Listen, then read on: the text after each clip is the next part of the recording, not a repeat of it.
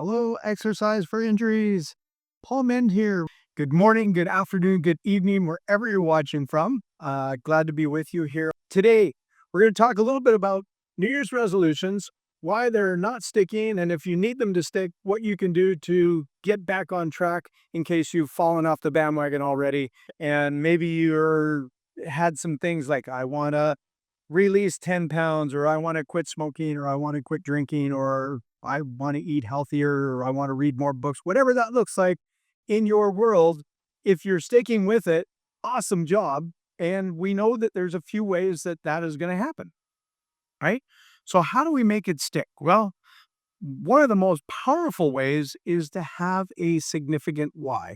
Why do I want to do this? And those old habits and patterns that got us to the point where we said, I need to make a change, will always be there. And so we have to override those patterns. And what does that look like? Well, it takes 30, 45, 60 days to create that new neural pathway that will allow you to create a new pattern. Those old patterns will still be there, but the longer you spend building that new pattern, now that becomes a habit, and that becomes something that you can stick with it. So that's one way. Another way is a significant emotional event, and I've spoken about this before. If you go to the doctor and the doctor says, hey, if you don't do X, Y, or Z, you're gonna die, or you're gonna be in pain, or any of these things. So a significant emotional event, maybe a family member that passed cancer or something, catastrophic, and you're like, I don't want that to happen to me. That would be a significant emotional event that would lead to change. So those are two ways that can happen. And then the other is an accountability group. If you tell people that you're going to do something, that will, and you tell your 5 close friends that, hey, hold me accountable.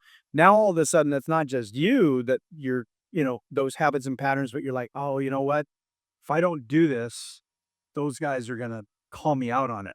And so that's another way to do it. And if you have, two of those three working for you, you have a powerful why, and you've got an accountability group, there's a good chance that you're going to stick with those New Year's resolutions or whatever that change is that you want in your life. And it doesn't have to be a New Year's resolution. You could start today. If you have something that you're really looking to change in your life and that you want something different, you get to choose. It's your most powerful superpower, is the power to choose. You get to choose whatever it is that you want. We get to change whatever it is we want to change. We are not stuck in cement in whatever area of our life that we're in.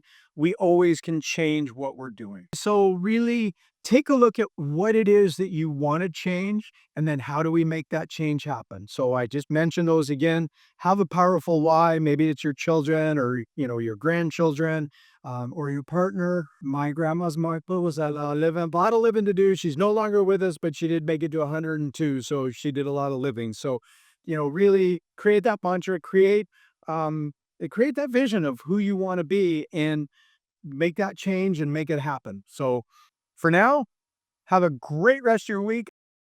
All right.